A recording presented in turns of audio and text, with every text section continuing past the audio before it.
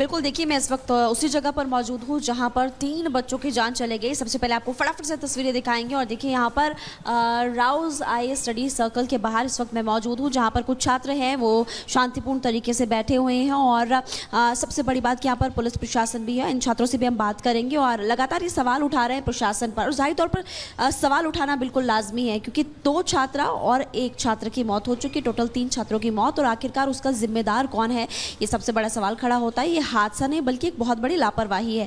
आपको यहाँ पर जो महिला छात्र है वो भी नजर आ रही है और देखिए यहाँ पर लगातार जो छात्र है आप शांतिपूर्ण तरीके से बैठे। कल आपने देखा कि यहाँ पर छात्रों में बहुत ज़्यादा गुस्सा था और अब इन छात्रों से हम बात करेंगे। आपका नाम? पलक गोस्वामी। छात्रों में गुस्सा है बहुत ज़्यादा। सवाल ये है कि ये हादसा नहीं एक बहुत बड़ी लापरवाही है, आप किसको जिम्मेदार सोचते हैं? हम this is a systematic issue. ये कोई ऐसा मुद्दा नहीं है कि हम एमसीडी को ब्लेम कर सकते हैं या फिर हम गवर्नमेंट को ब्लेम कर सकते हैं या फिर हम पब्लिक को ब्लेम कर सकते हैं।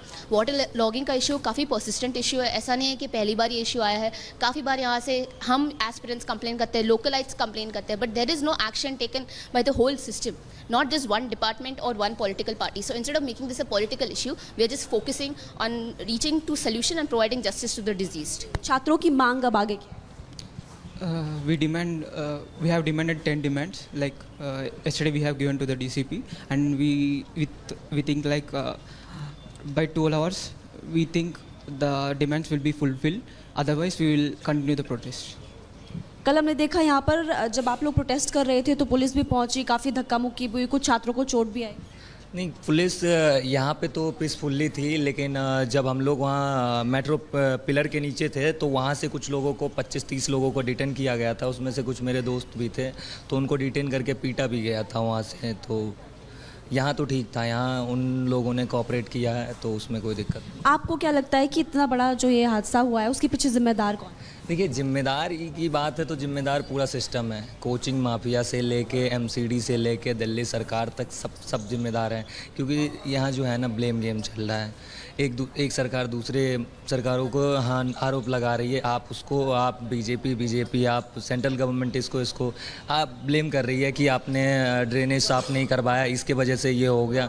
तो उन पे ब्लेम कर रहे हैं कि नहीं आपकी ये इशू थी, तो बस इस वजह से चल रही है, ब्लेम गेम चल रहा है। आपको नहीं लगता कि वाटर लॉगिंग की समस्या बहुत ज़्यादा है? हर बार मतलब जो भी सरकार आती है वादा करती है कि इस बार ये समस्या नहीं होगी, लेकिन पहली बारिश में हम देखते हैं कि हर बार इस तरह की समस्या लोगों के सामने होती है और दिल्ली के लोग परेशान हैं।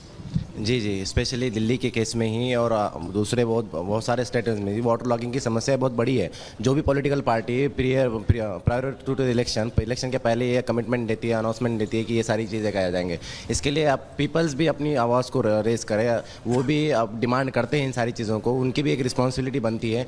अगर पॉलिटिशियंस जैसा कि अब यहाँ पर भी बीजेपी के एमपीज़ भी यहाँ पे आए थे, वो लेकिन इस प्रोटेस्ट की जगह पे नहीं आए। प्रोटेस्ट के दूर वाले जगह पे जाके उन्होंने एक दूसरे आम आदमी पार्टी को ब्लेम कर दिया और ये उनको ब्लेम करने लग गए।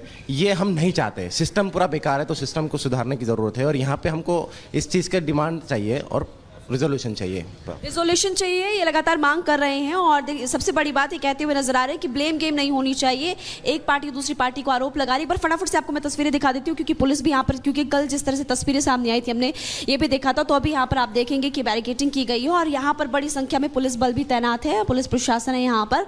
और इससे पहले एक्शन क्या लिया गया देखिए, आपको ये बता देते हैं कि जितने भी यहाँ पर IAS कोचिंग सेंटर, जितने भी स्टडी सर्कल्स है, प्रगति और पुनीता, जितने भी स्टडी सेंटर्स हैं, वहाँ पर जो बेसमेंट है, इस तरह की अवैध बेसमेंट्स पर लगातार कार्रवाई की जा रही है, उनको सील किया जा रहा है।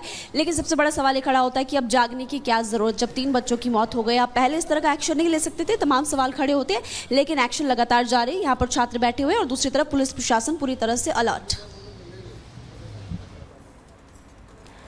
बहुत शुक्रिया तमाम जानकारी पहुंचाने के लिए महिमा हम तक। देखिए सवाल कई उठ रहे हैं कि आखिर अगर लापरवाही एक स्तर पर हुई हो तभी तो जिम्मेदार किसी एक को ठहराया जाए, क्योंकि देखिए लापरवाही जो है कई जगह से हुई है और यही वजह है कि छात्र जो है वो लगातार मांग कर रहे हैं कि अब हमें न्याय मिलना चाहिए, क्योंकि सिस्टम जो है वो पूरा खोखला है और यही वजह है कि 3 छात्रों की जान चली जाती है। और चलिए आगे बढ़ते हुए अब रुक कर लेते हैं 2 मिनट भारत का।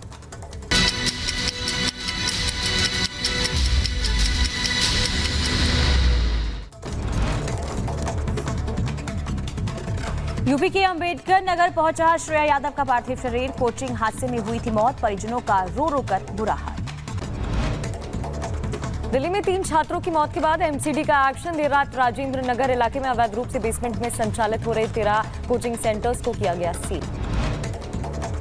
दिल्ली के राजेंद्र नगर कोचिंग सेंटर के मालिक और कोऑर्डिनेटर को न्यायिक हिरासत। कोर्ट ने 14 दिन की न्यायिक हिरासत में भेजा। आईएएस कोचिंग हादसा मामले में महिला आयोग ने आप विधायक दुर्गेश पाठक को भेजा गया नोटिस और जांच रिपोर्ट मांगी। आज से शुरू होगा यूपी विधानसभा का मानसून सत्र। ये सत्र 2 अगस्त तक चलेगा। इस सत्र में योगी सरकार अनुपूरक बजट पेश कर सकती है। वित्त मंत्री सुरेश खन्ना 30 जुलाई को विधानसभा में अनुपूरक बजट पेश करेंगे। अखिलेश यादव ने माता प्रसाद पांडे को बनाया यूपी विधानसभा में नेता प्रतिपक्ष। कमाल अख्तर बनाए गए मुख्य सचेतक। इसके अलावा अखिलेश ने खेला ब्राह्मण कार्ड। गाजीपुर के सांसद अफजाल अंसारी की सजा पर आज फैसला आएगा। गैंगस्टर मामले में कोर्ट ने 4 जून को सुरक्षित रखा था फैसला। दिल्ली शराब घोटाले से जुड़े सीबीआई के मामले में अरविंद केजरीवाल की नियमित जमानत पर आज सुनवाई। दिल्ली हाईकोर्ट सुनवाई करेगा। दिल्ली शराब घोटाला मामले में आरोपी मनीष सिसोदिया की जमानत पर आज सुनवाई फिर होगी। पिछली सुनवाई के दौरान सुप्रीम कोर्ट ने ईडी और सीबीआई को नोटिस जारी कर जवाब मांगा था। जम्मू के रियासी में सेना का सर्च ऑपरेशन जारी। जंगलों में घुसकर सेना का सघन तलाशी अभियान चल रहा है। जंगलों में ड्रोन से भी तलाशी की जा रही है। दिल्ली के INA मार्केट में एक फास्ट फूड की दुकान में आग लग गई। सूचना के बाद दमकल विभाग की टीम वहां पर पहुंची। कड़ी मशक्कत के बाद आग पर काबू पाया गया। तमिलनाडु में बीजेपी पदाधिकारी की हत्या का मामला। अपराधियों को पकड़ने के लिए 8 टीमों का गठन किया गया है। जांच जारी। कैसे भी पैसा जोड़ के एक पैसा जोड़ के पढ़ने के लिए श्रेया को भेजा था। और अब जब ये घटना घटी है, पूरा पिताजी उनके भी कुछ कहने की स्थिति में दिख नहीं रहे थे, आवाक थे और घर में औरतों का रो रो कर बुरा हाल था। इलाके में वो जो पूरी पट्टी थी गाँव की, सब लोग वहीं बैठे हुए थे। घर में खाना नहीं बना था। बताया जा रहा था कि इंतजार हो रहा था कि सुबह तकरीबन दिन में 12 बजे शव निकला है दिल्ली से, देर रात पहुंचेगा और अंतिम संस्कार के बाद ही अब आगे कुछ होगा। और अब अंतिम संस्कार के लिए परिजन लेकर निकले हैं। जिस बिटिया को आशीर्वाद देकर और कौड़ी जोड़कर पैसे इकट्ठे कर पढ़ने के लिए दिल्ली भेजा था। अब पढ़ने के लिए जो बच्ची गई थी, कलेक्टर बनने का सपना था जिसका, और वापस आकर कुछ करने का सपना था जिसका, सपने रह गए और अब शव वापस आया है। और परिजनों के जो नम आंखें हैं वो बता रही हैं कि कैसे सिस्टम का फेलियर, दिल्ली जो देश की राजधानी है जिसको लेकर छोटे शहरों अम्बेडकर नगर जहां मौजूद है, वहां के लोग जिनकी आंखें दिल्ली का नाम लेकर चौड़ी हो जाती, जहां दिल्ली के जिक्र से, आधुनिकता की बात से लोग गाँवों में चर्चा करते हैं, पर वहां पर इस तरीके के सिस्टम के फेलियर से एक बच्ची की इस गाँव की मौत हो जाती है। तो पूरे गाँव की कई सपने लेकर श्रेया पहुंची थी दिल्ली राजधानी, लेकिन सपने भी चूर चूर हो जाते हैं और उन पेरेंट्स की उम्मीद भी खत्म हो जाती है।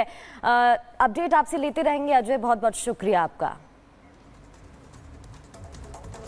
और देखिए, लगातार एमसीडी प्रशासन की तरफ से अब कदम उठाए जा रहे हैं। हालांकि अब बहुत देर हो चुकी है। जो 13 अन्य कोचिंग सेंटर्स हैं उन्हें नोटिस थमाने की प्रक्रिया शुरू कर दी गई है।